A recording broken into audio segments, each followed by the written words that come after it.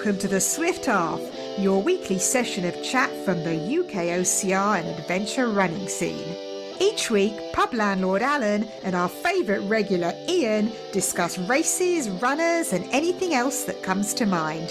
So pull up a pew, pour yourself a drink and join us for the Swift Half.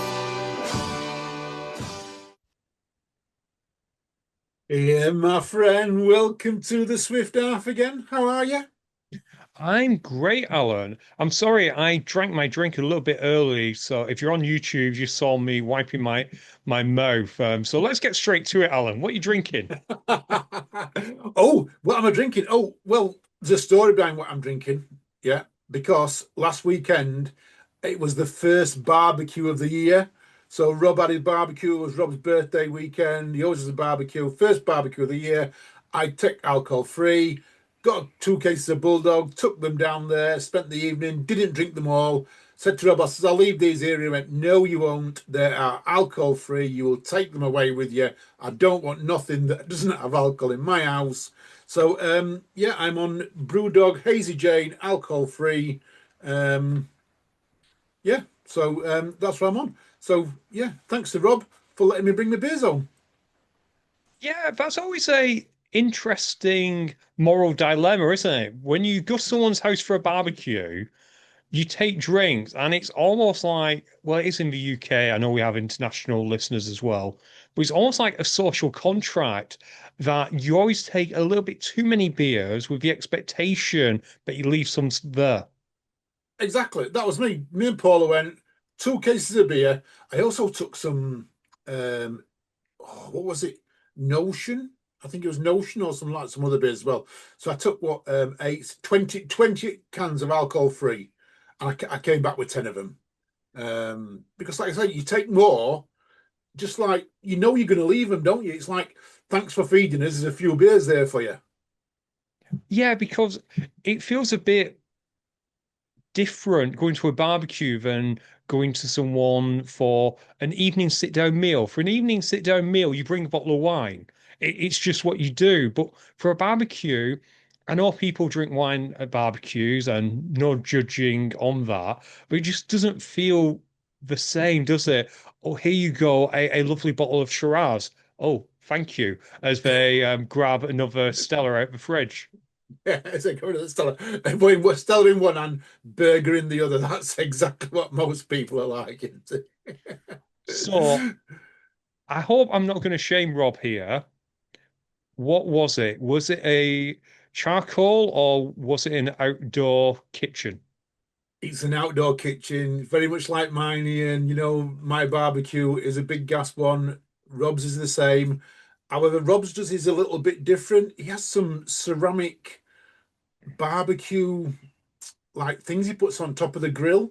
So it all cooks on that and it doesn't get that grilly covering on them. Like on your burgers and your sausages, you get the grill markings and don't get none of that because he puts them on these like pieces of paper, but they're actually ceramic. And he cooks it all on that. But he's a good barbecue. But it's not just a barbecue because um, he's also travelled the world. He's lived in Europe, most of his life before he came to the UK. They do a lot of different things. The salads are different. They're very peppery. The salads are peppery, and he does corn on the cobs. And he does some amazing like dips that go with it as well. So it's not just straight up barbecue; it's everything else he does with them. He does do a good barbecue. We've got to take my hats off to him. I just love how naturally, I'm going to pick up on it, listener, so you don't have to, how naturally you remove the UK from Europe there. It's one of them things that a lot of people from the UK do almost without thinking. And I know you mean nothing from it because to us, when we talk about Europe, we mean mainland Europe. Yes. Whereas, we consider ourselves part of Europe, but someone traveling Europe means, I don't know, they've got the ferry from Dover and then they're going backpacking across the rest of mainland Europe. Whereas to America, if they say they're going to Europe, they quite easily will mean they're going to Dublin or they're going to London and that. It's just kind of weird how the languages evolve like that. But no, Alan isn't one of those. I know we've had an election yesterday. It's just a natural turn of phrase. It certainly is. Yeah, don't mean anything by it. I am a European. I'm on English and I'm a European.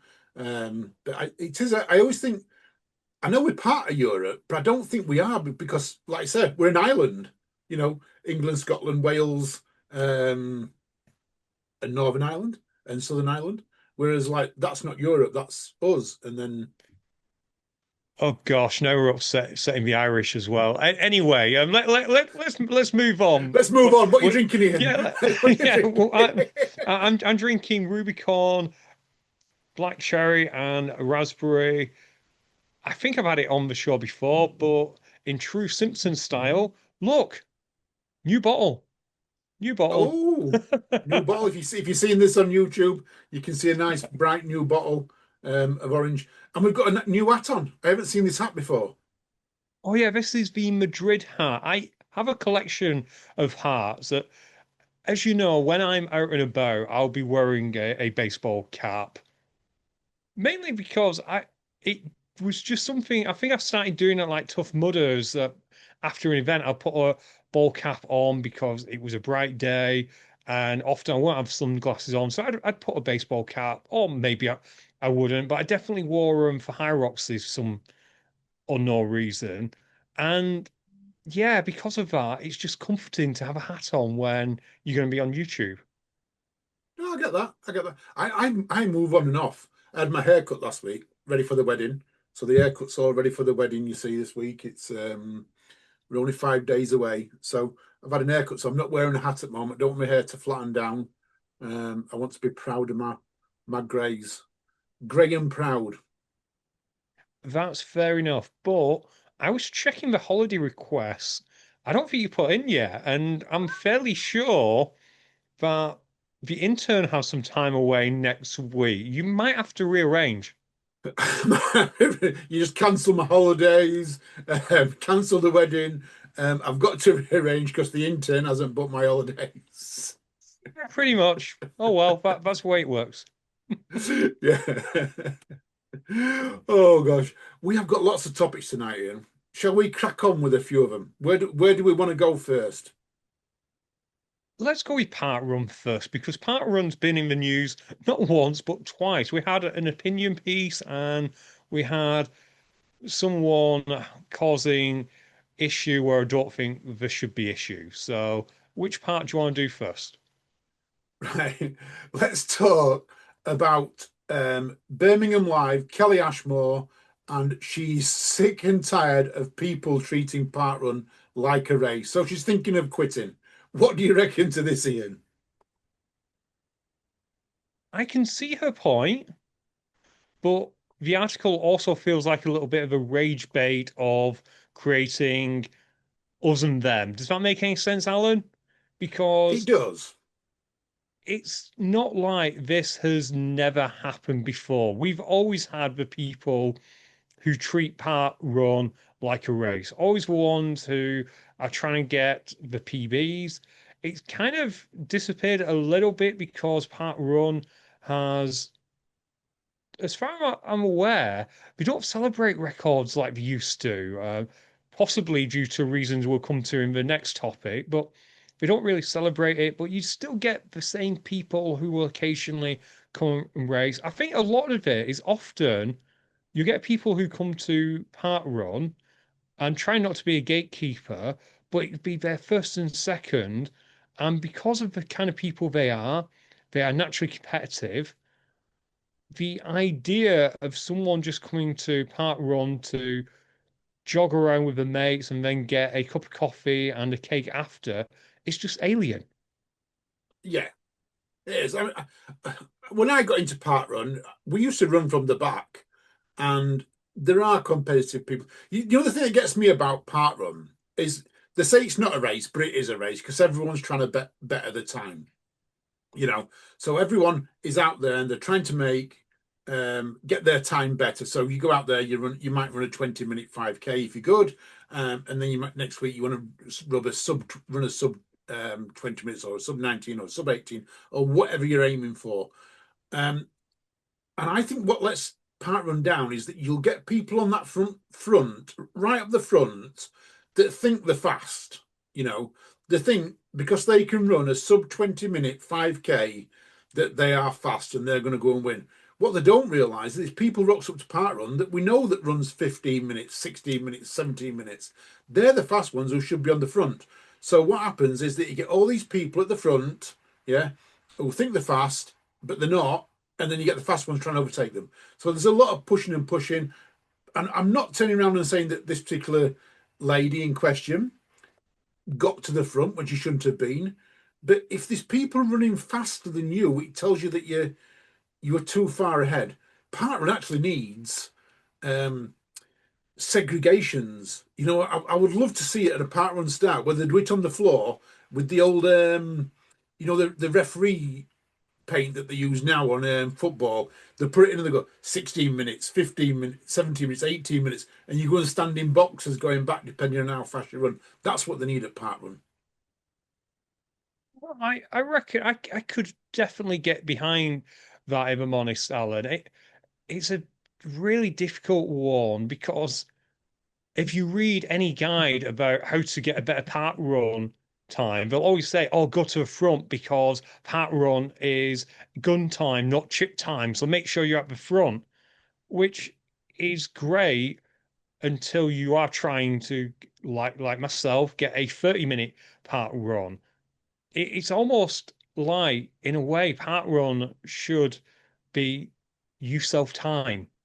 You time it yourself and you can write into them and tell them what your time is. It's a really tricky situation they're in. Although you saying about the segregations of times, like you find out a marathon, like you find out a half marathon, reminds me of this. Well, I don't know if it was a joke or not, but an anecdote from a gentleman I used to work with, and without being horrible, he was twice my size, actually twice my size at my largest, but he challenged himself to run a half marathon. Good for him. Amazing. He was in his 60s, I believe, and he'd never done a half marathon before. So he saw a sign saying 70 plus, line up here. And you can see where this is going. Yeah. And he was like, "Oh no, I'm not 70 plus. I'm not that old." So he stepped in front of the 70 plus sign and was promptly overtaken by about, I don't know, 5,000 people. But that I get that. I absolutely get that 100%. But that's someone who doesn't run on a regular basis, isn't it? You know what I mean? This is somebody who doesn't run on a regular basis where that's come from. But yeah, I completely honestly get that. But that's a classic mistake. I would do that. That would be me. That'd be me at my first race. I can imagine it. Yeah, because someone like me, in my sprightly mid-20s, honestly, listener, yeah, I'd see that and I'd absolutely assume it was time. But if you are in your 60s, why wouldn't you think, oh, it's about age? Too right. You're quite right. You would. By the way, Ian, people can now see you, now we're on YouTube. So, you can't get away with the 20s. You got to go 30s now, Ian, to make it realistic. Okay, late 20s. Let's go late 20s. Late 20s, but can remember the 1990s somehow. I like the late 20s. I can remember the 1990s. I remember the 70s. Oh, gosh, I've got to stop now. Right, let's talk about the other one. And we've always got to be careful with this because it's a hot topic. But we have to say Sharon Davis is allegedly threatening to sue Parkrun, according to the press. According to the Yeah, press, this was on Yahoo. I think it's been on other things as well. She's threatening to sue Parkrun because they still allow self-determination for athletes who are trans. So at Parkrun, you can still just choose your gender, and she's mad because that means that people who she considers have registered in the quote unquote wrong gender, and you can see from the quote unquote where I possibly sit on this, they can then get records, etc. And this kind of goes back to what we were just saying, Alan.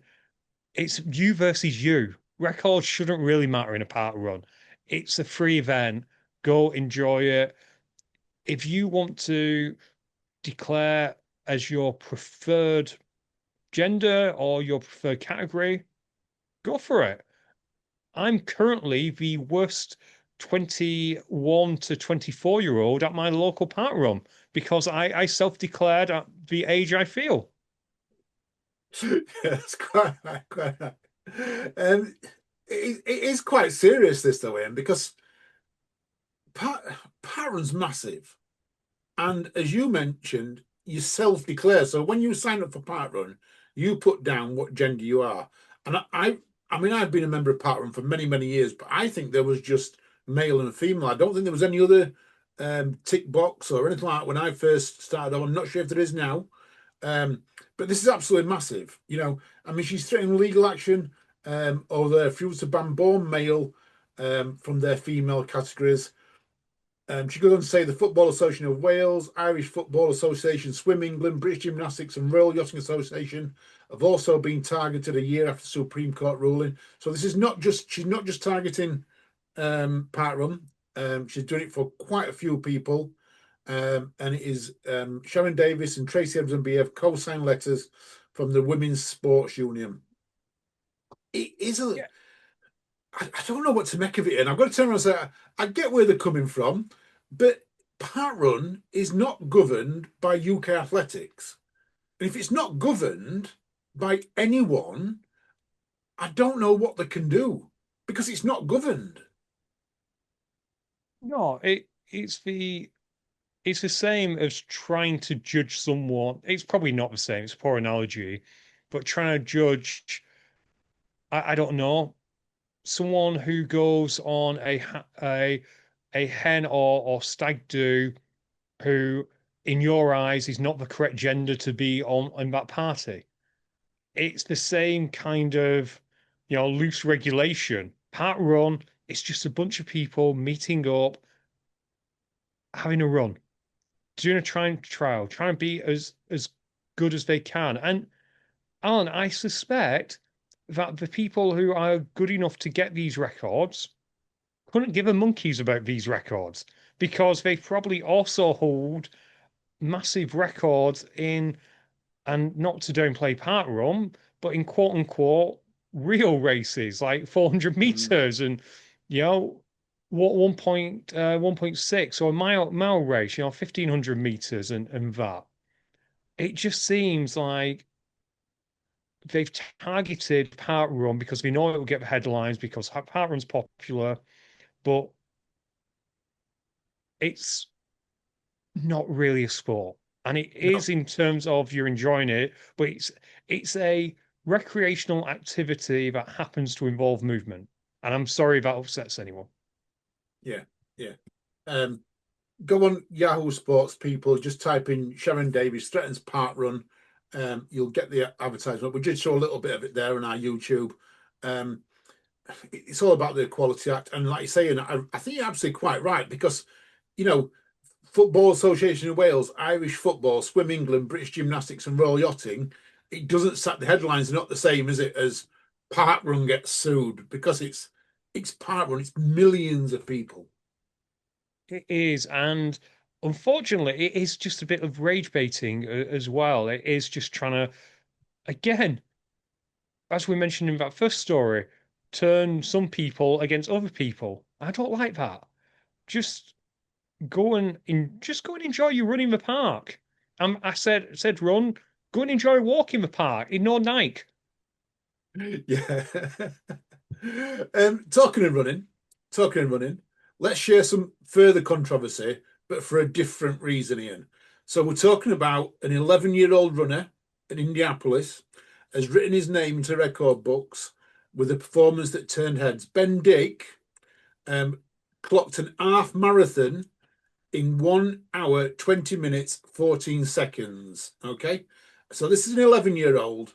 I mean, the time in is absolutely amazing.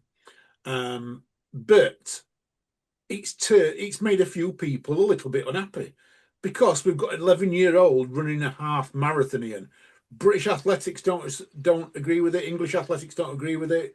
You know, no one agrees with this age group running half marathon. What's your thoughts on this, Ian? Oh, we're just going from one controversial topic to another today. Get ready, That's it. listener. I guess we might be able to get down to zero views at this rate. Honestly, given I'm no longer an 11-year-old child or have an 11-year-old child, my opinion probably doesn't matter. My opinion on this likely doesn't matter. What will matter is the doctor's opinions. So if the doctors say it's a bad idea, it's probably a bad idea. If that 11-year-old has seen a doctor or whatever they call it in America, physician in America, is it? Physician, yeah. Physician, yeah.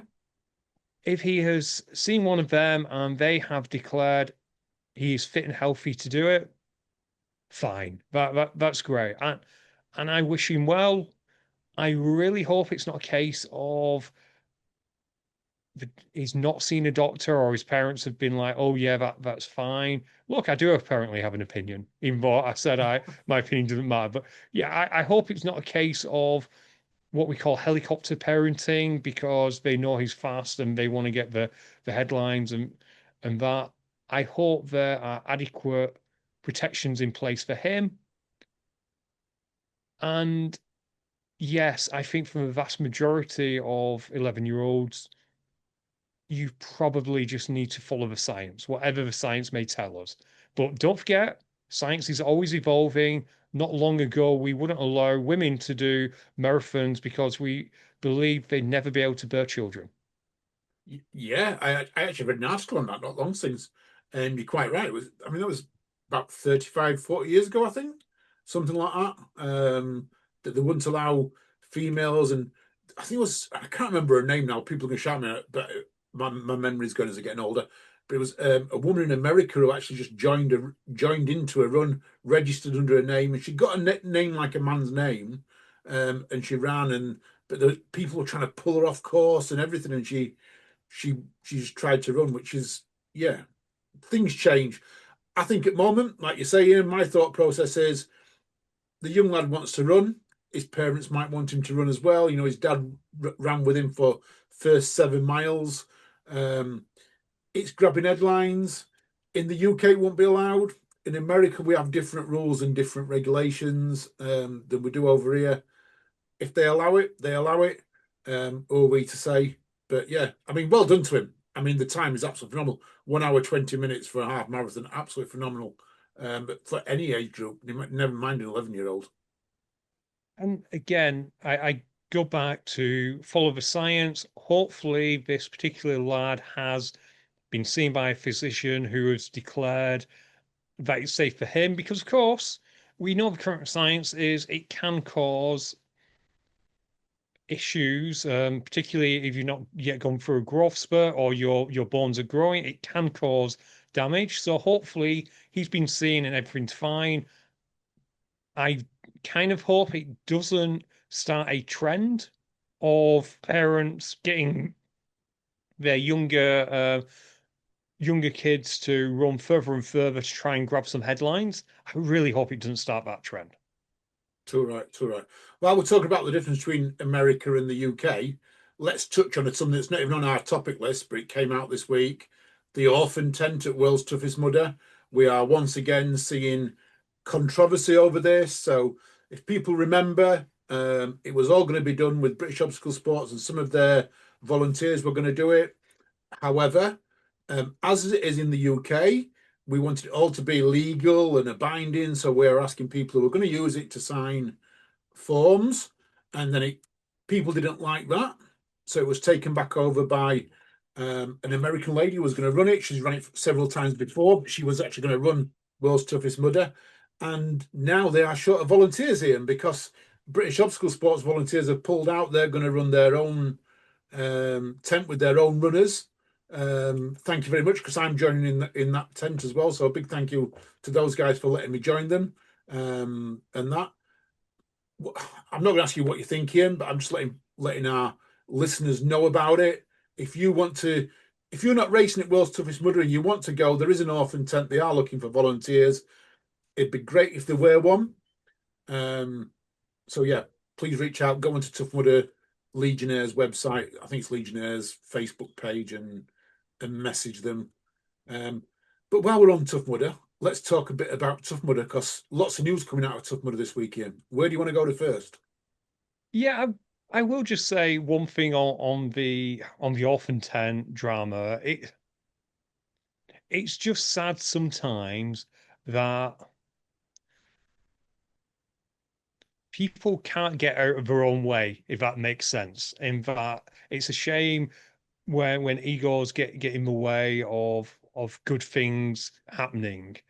And yeah, it is a bit of a shame. However, orphan tent is just a name. It is just a name. I am sure there are going to be plenty, like you say, Alan, you have joined up with people who are gonna look after you.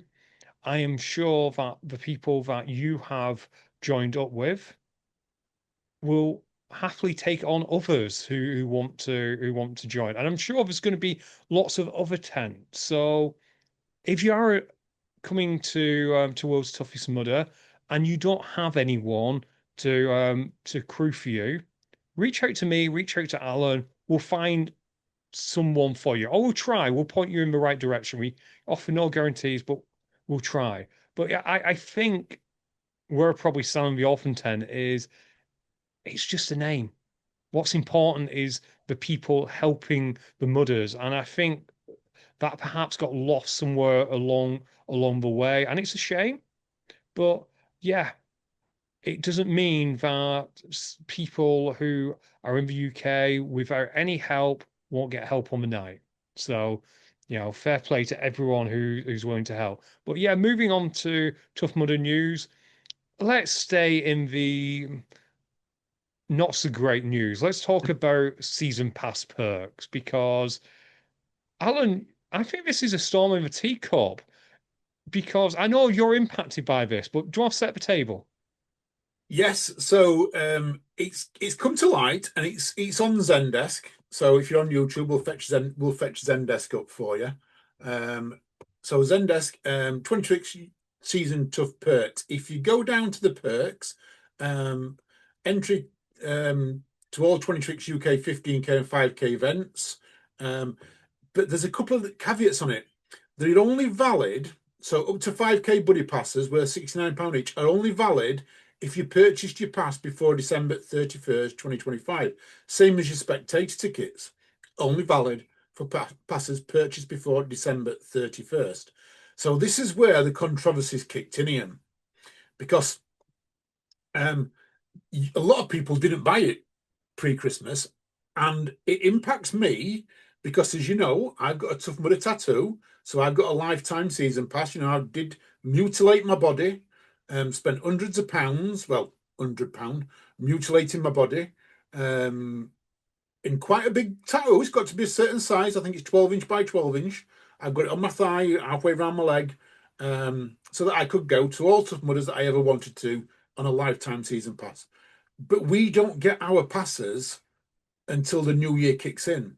So we're never ever going to get these, according to Zendesk. I haven't actually tried one. I know last year I got spectator tickets, but I haven't tried this year, Ian.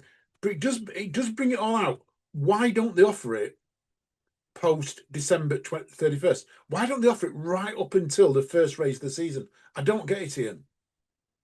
Or more accurately, why don't we post this on the website, the Instagram, or anywhere where else? Yeah, I said Storming Teacup. I was being a bit sarcastic. Although, Alan, it's all your fault. Did you not know that the Zendesk is where you need to go whenever it comes to Tough Mudder news? Not the 2,000 emails you get sent every single day. not the Instagram account which posts 5 to 6 to 7 posts a day, not the Facebook, not the Facebook groups. No, it's the Zendesk. You know what's technically an internal thing for Tough Mudder. But it's not just any Zendesk, Ian. As we learned when we were looking for this, it's actually Tough Mudder UK Zendesk because there's an American one that doesn't have the same rules on here. Yeah, honestly, it just feels like a mess. And when it comes to things like spectator tickets, I read there that you can't actually pre-book them. You have to turn up and go to the info desk to pick them up. And Yeah, it I just do know that. Yeah, feels you a do have to do. mess. Yeah, you do have to go to Spectator Pass.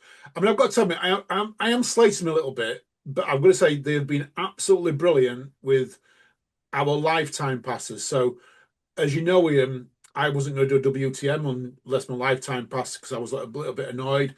They've been really, really good. They've given all the lifetime passes. They've given us the world's toughest mudder, and they've given us an infinity ticket. So I'm going to turn around and say I'm not going to take it away from them. Tough Mudder, you've been absolutely brilliant to me. Just they're just not all. It's not all singing, all dancing, and you'd expect from a company that's as well known as Tough Mudder and possibly the best known OCR brand out there. Because as you know, when you say to someone, I do OCR, what's OCR or what's obstacle course racing? You go, it's like a Tough Mudder. Oh, I know what it is now. You can't say it's like nuclear races unless you're down in Essex and people get nuclear races, or it's like Born Survivor, which is over in Lancashire and stuff like that. You can't say that. You've got to say it's like a Tough Mudder, and everyone then gets you because it is like that branding. So Tough Mudder, please just get it right for us. Just cover all your bases, let everyone know, and then you're not going to get people. Oh, and by the way, Tough Mudder, answer your customer service messages because I mean a lot of people messaging me saying Tough Mudder don't answer their customer services. I can't help people, Tough Mudder. You've got to answer them, not me. Again, just go to Zendesk and figure it out yourselves. Yeah, how dare you you give them your money and want them to answer customer service queries? Just figure it out. You know, why again being sarcastic. And I'll pick it up just in case anyone gets offended. Alan does know that Born Survivor is in Cheshire, not in Lancashire. But to him from Yorkshire, it's all Lancashire. Anything that's not Yorkshire is Lancashire. It's the old War of the Roses coming out in him. Everything to the left of the Pennines is Lancashire. Everything to the Yeah. left. Even Lake District is Lancashire. It goes right from Wales all the way up, right to the top. That's Lancashire, as far as I'm concerned, Ian. Yeah, makes perfect sense. In fact, there's people in Barrow who would agree with you, but there's people who set the boundaries who don't. But what's it matter? Let's have a look. What else we got for Tough Tough Mudder Mudder? Well, map. obviously, Alan, it is Tough Mudder weekend. It's Tough Mudder London West. It is the hilly one. I can't actually believe the Tough Mudder season is so close. I'm not going to be there. I'm going to be at Deadly Dozen. They've got a Macclesfield event, so that's where I'm going to be. You've apparently got something on next week. You've not mentioned it at all, so that's why you're not there. But what do we think of the map? Um, I had a quick look at it. Augustus Globe's back. Yeah, we look at Augustus Globe. It's absolutely back. We've got Funky Monkey, Sack Up Block Ness, Arctic Enemy. It looks like a regular Tough Mudder, and I'm going to turn around and say, but it has got the big obstacles. Whatever we talked about, it's got the big obstacles there. I mean, if you're doing 5K, I mean, this is what I like. If you're doing 5K, I don't know what I'd want to do here, Ian, because you're going to get Lumberjack Hero Wars, Twinkle Toes, Devil's Beard, box standard one. And then you're going to get to a Skid Marked, Arctic Enemy, Kiss of Mud, Stairway to Heaven, Killer Gorilla, Hanging Tough, Everest, Mud on Electro Shop. The only big ones you're missing out there is maybe, oh, you're going to miss out three big ones Augustus Globe, Funky Monkey, and Block Ness Monster. Maybe that's why they're putting them three big ones in there. I don't know. I like it. And I've got to turn and say, but everyone knows at London West, when you do the 15K, it's a lot more running into, you know what I mean? And that might sound a little bit silly when you think 5K to 15K.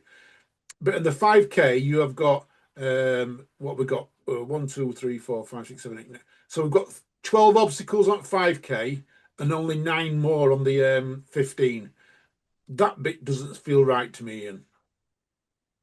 I can see your point. And looking at the map, and you might not be able to do this, but looking at the map, it does look like the 5K goes right close to Block Ness Monster.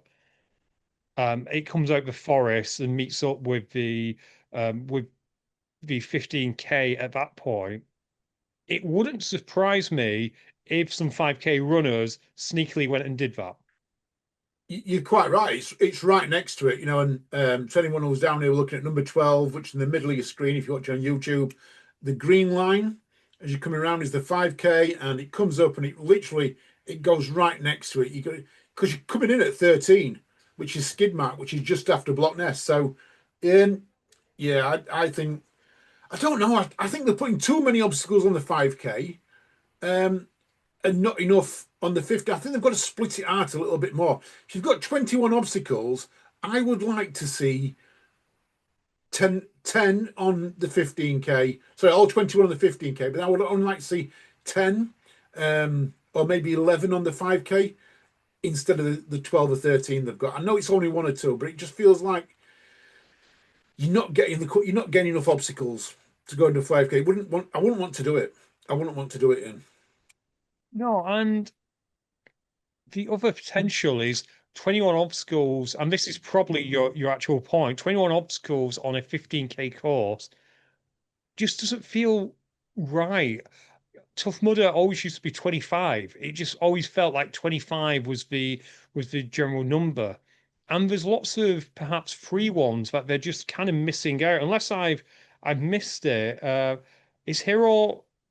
I don't think Hero carries on there. That's a really easy one just to throw on there. You know, where you're carrying your buddy. I Yeah. know people would argue whether that's a real obstacle or not, but that's not there. You're missing things like, to the best of my knowledge, bail bonds. You know, just put some hay bales. You don't need a lot of staff, maybe one staff member watching so no one falls over it.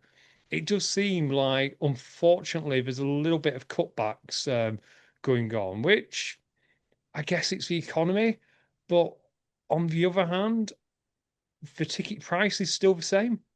Yeah, yeah. No mud mile though, Ian. No mud mile on No, this. no, I want to say you rarely get mud mile at London West. Someone's going to correct me. You know what? I can't even remember if I've ever done London West. I know I've been there because I was there when Augustus Gloop got its debut. So I've been there. I think I was volunteering because the intern was running. It was when the intern got a season pass. So she was doing it all.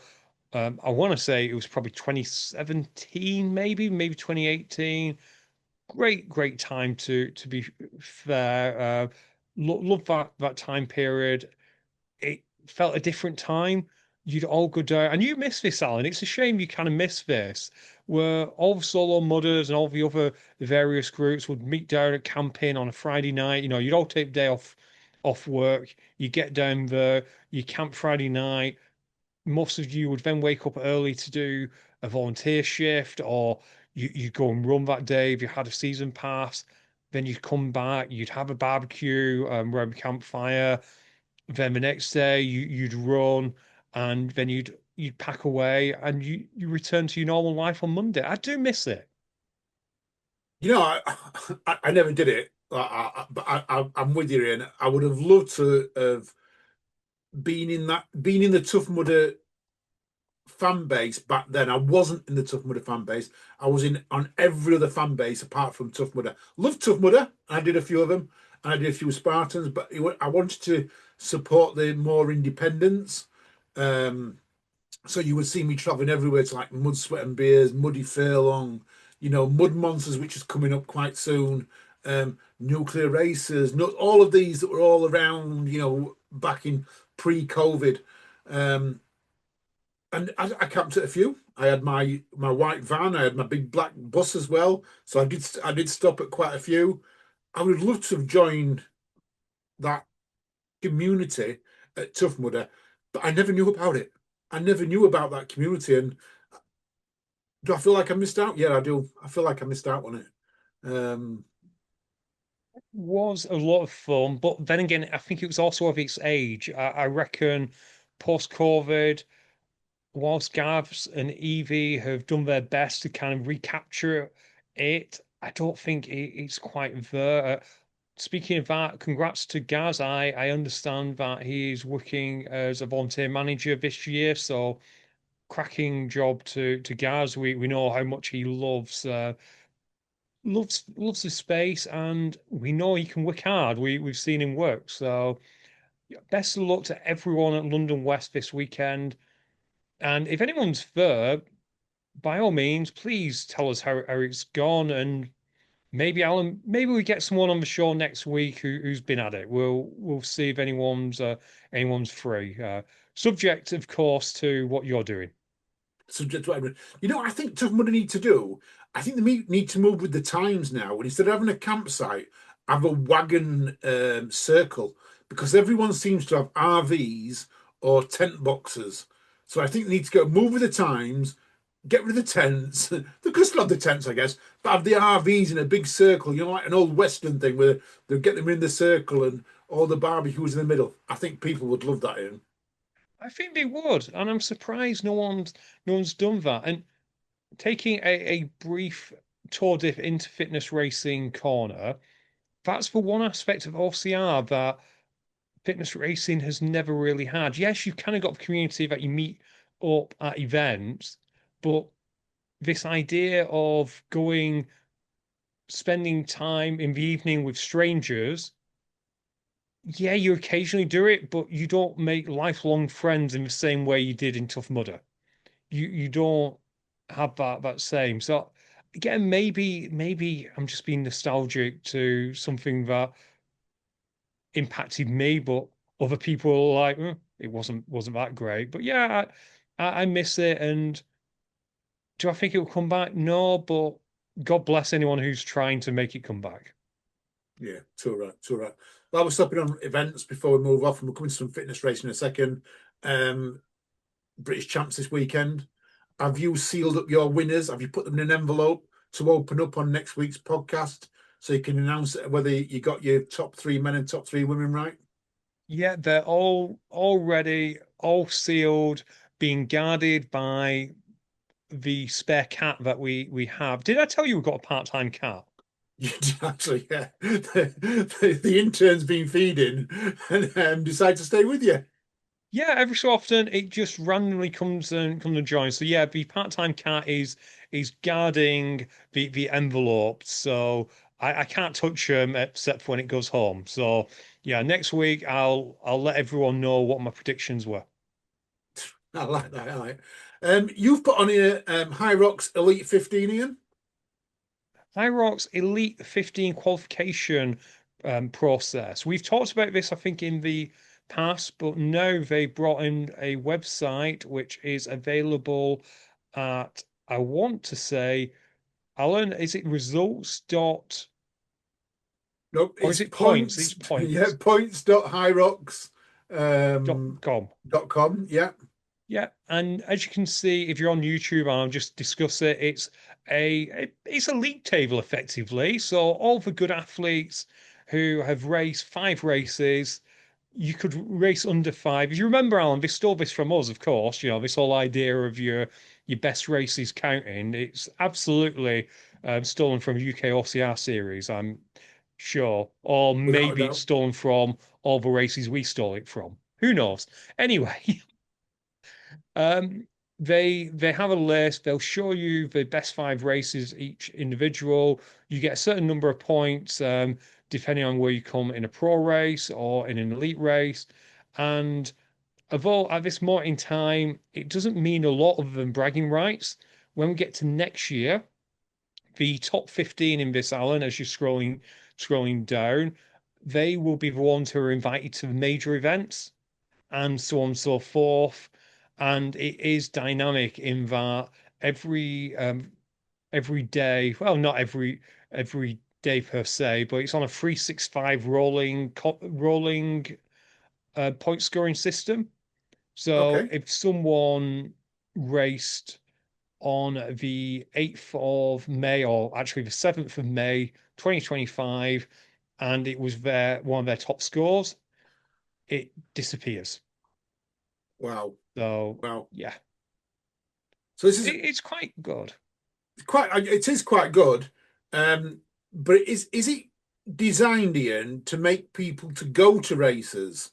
Because I've just gone down the men's, then I went down to number 50 on the men's. I didn't see no Hunter McIntyre, but you would expect him to be at, the Worlds or the big races, but he's not on there because he's not done 5 races in the last 12 months. Yeah, and I think the process itself is to encourage the athletes to do more more pro races. In Cardiff this past weekend, we saw quite a lot of the big names. The race was run by Charlie Bottrell, but you also had Jake Dearden there. You had Danny Ray. You had quite a few of the big names who were competing. And I think that's kind of the idea, is to turn it into a little bit of a event within the overall mass participation event to encourage elite racers to race more. So as you rightly say, Hunter will be on the list somewhere, but he'll be all the way down because he's not yet done 5 races in 365 days. Some of the names you see have only done races at the elite level, and they're going to have to go, because there's not necessarily 5 elite races within the time period. They'll have to go and compete. So it's interesting. I like it. It's nice and dynamic. There are some bugs in it. You didn't go on the doubles when you were scrolling through, but it's not. Yeah, if me and you were racing, for example, Alan, I know we don't because we don't want to embarrass people. No, This so right. idea this idea of a svelte 20-something-year-old like me, and I'm not making the joke, listener, you can make it up yourself, competing against all these could embarrass them. But if we registered as Ian and Alan, and then on our second race registered as Alan and Ian, at the moment, that's counting it as 2 teams. It's not combining those scores. Oh, okay.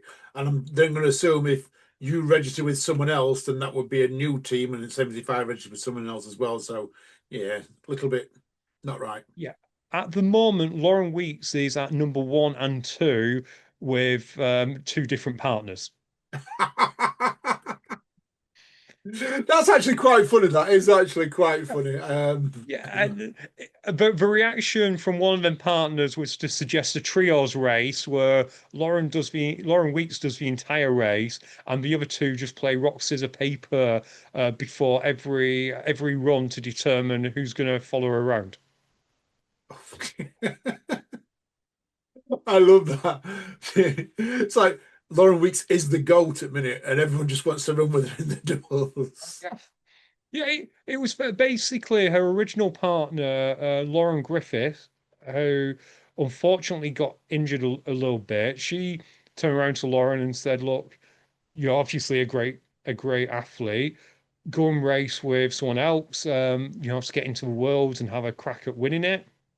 And Lauren Weeks, then raced with Vivian Tafuto, who is a fantastic person. They all are, but as a consequence of this 365 scoring, at the moment, Lauren squared times and results are still up there, even though Lauren's now moved on to Vivian. So it's just a quirk in the system that'll sort itself out. Speaking of quirky things, though, we've talked about the Hyrox cruise in the past, and Hyrox have done an interesting twist on discount code. I'm Ooh. gonna, yeah, I'm gonna guess that the cruise hasn't sold as well as they perhaps expected it to. Reasons, possibly, it's the middle of October. Not a lot of people go for October holidays. Some people may not have liked the destinations, like it's going in the Med, which it's great, but that side of the Med, which is the Spanish side, if I'm there, I kind of want to go to the Canary Isles, if I'm honest. Yeah. Yeah, it's okay, but for whatever reason, it doesn't appear to be selling well. So, like all good companies, they're offering discounts. So at the moment, you can have 29% off. Wait, 29? Well, where do they come up 20 with 29%? What type of discount is that?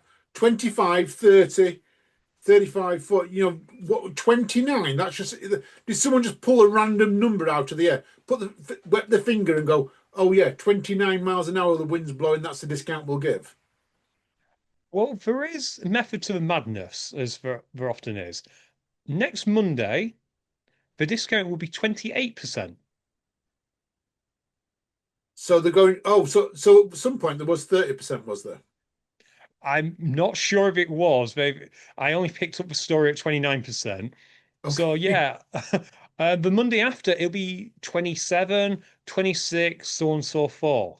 It's an interesting strategy. It's kind of like the strategy you use when it comes to Overlord, which is you will give the best discount to previous racers when you launch the prices. You may eventually give similar discounts to that, but you'll Yeah, never get any cheaper.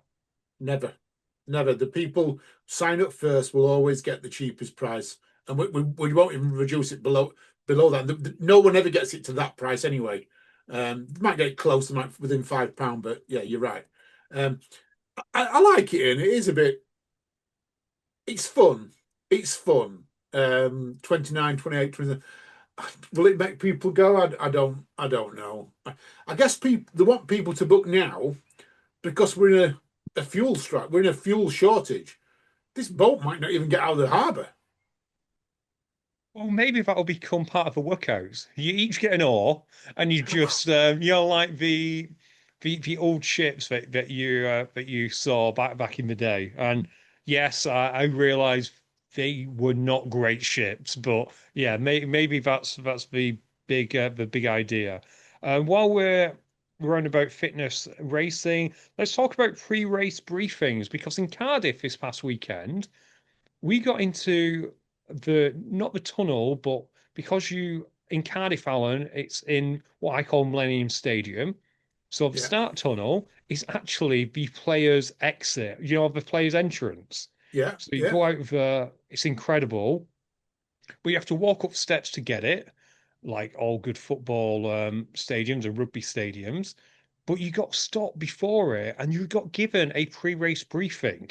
I know some of our OCR friends and that are probably like, oh, big deal. But in Hyrox world, it is. For so long, they've been a case of, well, if you make a mistake, it's on you. But on this, they told you the laps, they told you not to spit, they told you not to litter, they told you a few of the other rules. And yeah, it was only about 2 to 3 minutes of your day, but I think it made a major difference. like Ian. No, like that. Just a reminder of the rules and that people who've not read them all. As we know, people have been DQ'd or had time penalties for littering and spitting and things like that, and missing laps. You get DQ'd and everything else. So, like it, I do like it. It's I guess the right way to go, just to remind people. And also, when it comes to littering, it saves people having to pick it up. It does. And here's something else, speaking about penalties. I'm not going to say the person's name, but they got DQ'd at the Hyrox because they started early. I'm not quite sure how they managed to get in because, as you know, they write your number, they check your number. I'm not sure, but they managed to sneak in. They raced their race an hour early and they got DQ'd. Alan, what's your thoughts on people going early and then getting DQ'd? I don't think they should be DQ'd. I'm going to be honest and say that because I think if you run your race, you shouldn't be DQ'd because you ran it. I'd like to know who the fault lies with because if it's the athlete's fault, yeah, if the athlete's purposely sneaked into that group, yeah, got an hour early, then penalty. Yeah, you shouldn't do it because health and safety reasons should be done. You're breaking health and safety reasons. There shouldn't be so many people on course. If he's somehow or she's somehow gone to registration, they've written the wrong number down, given the wrong band, then they've gone and run, zero penalty. That's down to Hyrox, their registration system, and everything else. If it's the athlete, then I've got to turn around and say the athlete should get a penalty, but I do think DQ is too harsh. It's actually incredible that for littering, your DQ, straight DQ, for the health and safety risk of people being overcrowded. It's like, yeah, just give him a 30-second penalty. It's fine. What's it matter? I'm starting to figure out which penalties you may have committed in your OCR days and which penalties you absolutely would never commit. So yeah, to confirm, it absolutely was the athlete's fault. They had a train to catch, so they had a wave. They needed to get in an earlier wave rather than go and plead at the help desk. They just snuck in. So it was the athlete's fault. But yeah, I don't know where to stand. It does kind of strike me as the littering thing in that you need to make it harsh enough to deter that kind of behavior. And at the moment, maybe a DQ's that, or maybe, I don't know, Alan, maybe whatever difference in time, you add it up. So he started an hour early, you add an hour to his time. Like it, and I like that. That is exactly what it should be. That is, you've nailed it. That is the penalty. You went an hour early, you got an hour added onto your time. Yeah, perfect. Quick word on Deadly Dozen. I mentioned it's Macclesfield this weekend. In a few weekends, it is the Birmingham UK Champs. Emails have gone out, roll down emails have gone out. If you are lucky to receive any of them, make sure you accept if you're able to attend. If you have any interest in qualifying for Deadly Dozen Worlds, then your best opportunity, well, your only opportunity is in the next month because effectively at the end of May, with a couple of exceptions for, I want to say France and Italy, because they have events in June which are eligible, but with a couple of other than their exceptions, the leaderboards are going to be frozen at the end of May, and that's going to determine worlds. So if you never want to run a Deadly Dozen and you want to get, well, get a shot at money at Deadly Dozen, now's absolutely your time, Alan, because as we discussed last week, if you are in it, you've got a chance. Maybe not a massive chance, but you still got a chance. Top athletes should definitely be in it. Whatever top athletes are, that anyone who's any decent at fitness racing should be in Deadly Dozen and going for champs because the prize money is absolutely phenomenal. We've got some news and we're running out of time. Shall we go through a few things pretty quick? Yeah, let's let's give a massive shout out to Scotty Barker, Luke. I can never say his surname, so I'm going to let you, and Jesse as well, for burpees for Jack. How amazing was this, Alan? 12 hours of chest to floor burpees. They've almost hit their target as we're recording this, which probably dates when this is recorded by the way. Yeah, listeners are gonna work out we recorded this one earlier, but at the time of recording, they'd almost hit their target of 4.5K. I'm sure Alan will drop the link in the show notes, and if you're able to give anything to help them hit their target, please do. Yes, Alan? Without a doubt, without a doubt. So we've got that. We've got a record number of people enter the ballot. And we've also got, by ballot, I mean London Marathon ballot. Probably don't need to talk a lot about that, other than it probably means I'm not racing again next year. We've also got extended registration deadline to the 7th of May, which is rubbish when this is coming out on the 8th of May. So if you missed it, you missed it. Oh well. So I'll put it out for our Patreons. So it's quite right. So it's the OCREC World Obstacle, the Federation International of Sports Obstacles in Oran, Spain. They've extended their deadline till May 7th. So if you listen to this as a Patreon, because you know you can all go back in time, all your Patreons, it's on there. Or go into the future, or who knows? I'm not actually sure what special powers our Patreons have anymore. We had a tragedy in the Corcafauna 250. This is always sad to see this happen at ultra running. Just be careful if you're gonna undertake something like this, Alan. It's always sad to see. It certainly is. It certainly is. Little bit of rat race news. Rat race. We've talked about the Dirty Dozen before. They are the Rat Race Adventures, which is going to be on the 15th of August. Entries are open on from the 9th of May at 9 a.m. So if you want to go back a bit nostalgic and you want to go and do a lot of the Rat Race events, only 500 spaces available. Get out there. You can run 1, 2, or 5 laps. 5 laps is going to be the equivalent of a dirty weekendian. I'm liking it. There's a special family-friendly 1.5 mile circuit as well for people who don't want to go the full distance. They've got everything.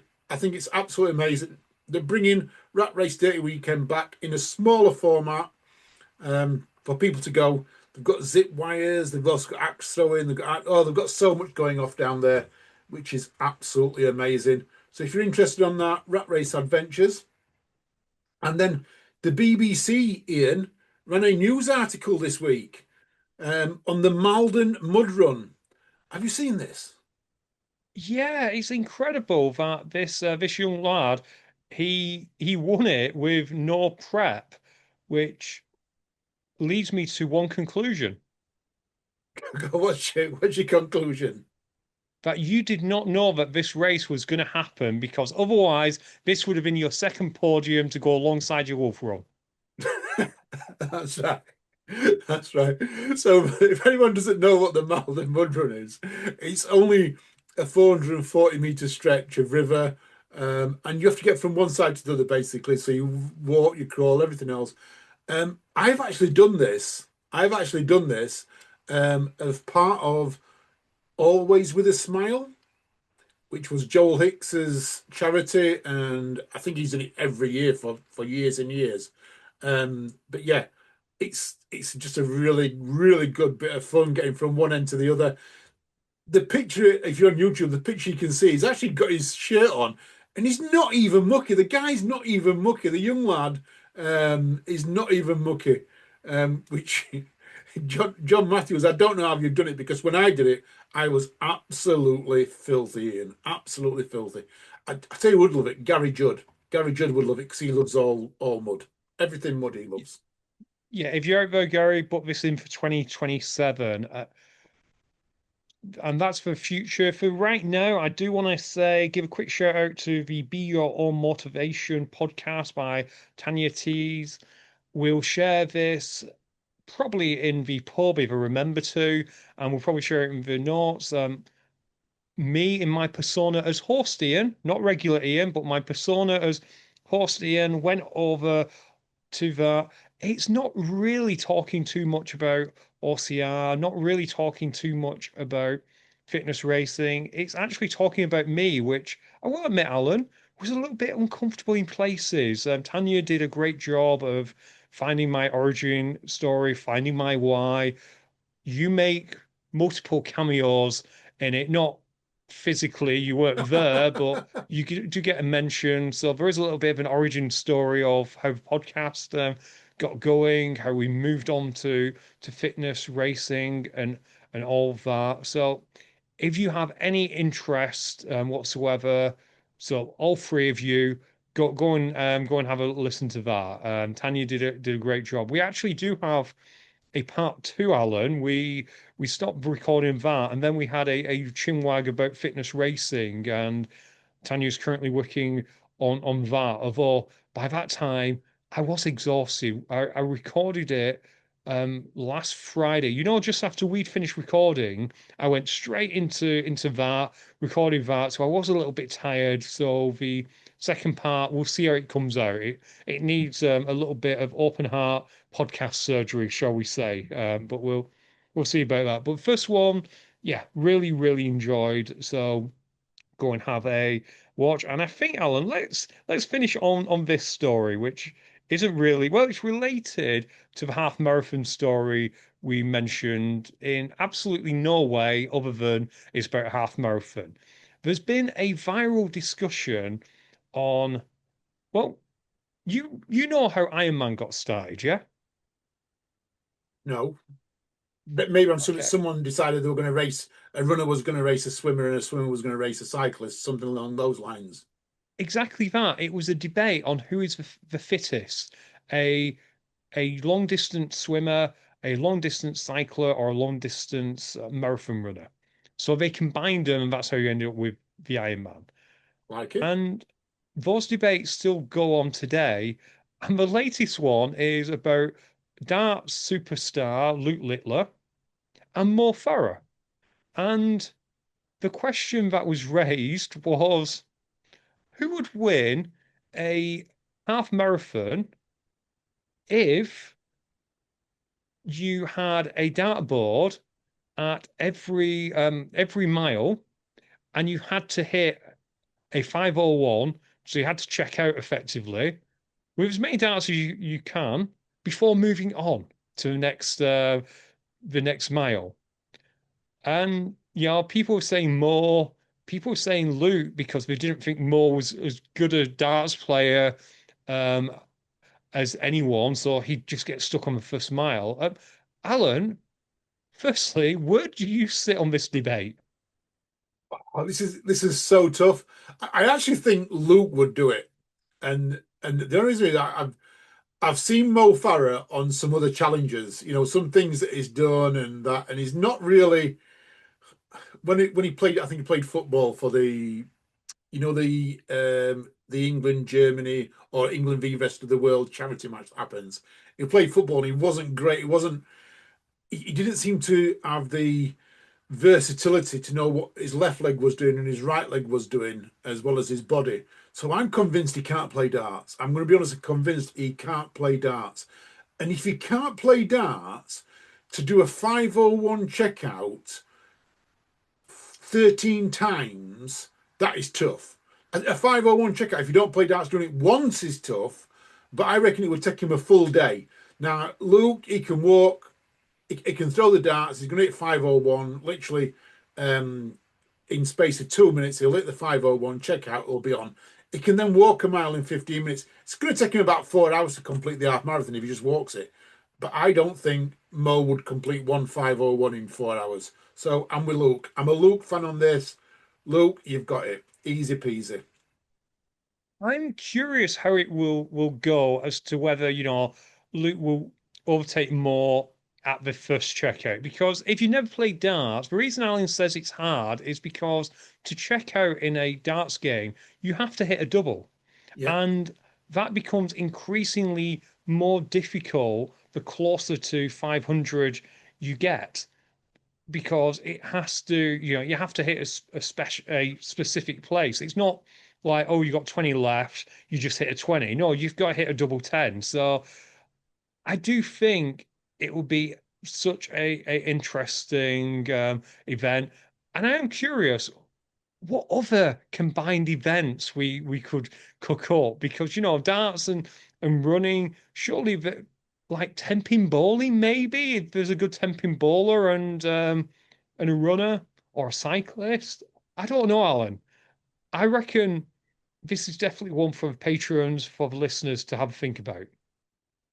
Without a doubt. In doesn't Top Gear when that was on years ago with Clarkson that they used to do some challenges. I remember one with Killian Jornet, who it wasn't just it was Killian Jornet was running up a hill and then running back down it, but then there was also a car that had to go up the hill and come back down it, and also a paraglider that he had to walk up and then paraglide down it. So the paraglider walked up and he was down within seconds when he came down. But Killian was the fastest. He was up and he was down well before the car got to the top and back down.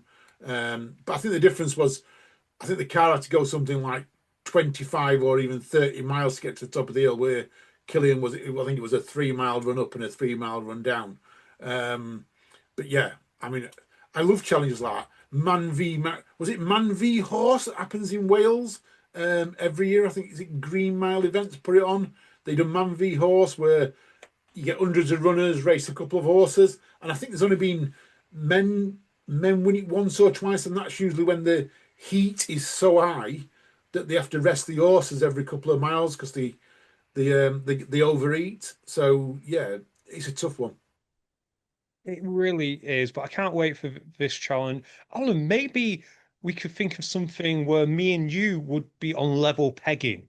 Yeah, I'm not sure quite what, because I don't think there's a way to do competitive, sarcastic comments, and that's probably the only thing I'm good at. So I'm not sure what, but if anyone can think of anything where we think me and Alan might be of equal pegging, that could be a lot of fun. That would actually be so good, that, wouldn't it? If there was something I didn't do that you do, and you're quite spelling, Ian. Oh, Ian, spelling instantly. You and your education, you get spelling. I'm from Yorkshire. I can't even spell this right. You know what I mean? So yeah, that would be one. That could be one, or maybe like riddles or challenges or something like that. Oh yeah. Oh, secret race. Got to give a clue out. The answer was ice. If you listen to the secret race podcast, you want to know what the riddle was. The riddle was ice. By the way, the answer. Perfect. And now that we've closed that chapter, I'm going to say it's goodbye from me. And listeners, thank you for listening. Thank you for watching. If you've been watching, I hope you're enjoying what we're doing. We are seeing our numbers go up on YouTube, so thank you for that. If you're racing this weekend, absolutely go out there, smash it, whether you're doing it for fun at Tough Mudder or whether you are racing in the British Champs. Good luck to each and every one of you. Remember though, stay safe. Speak to you all soon. Bye.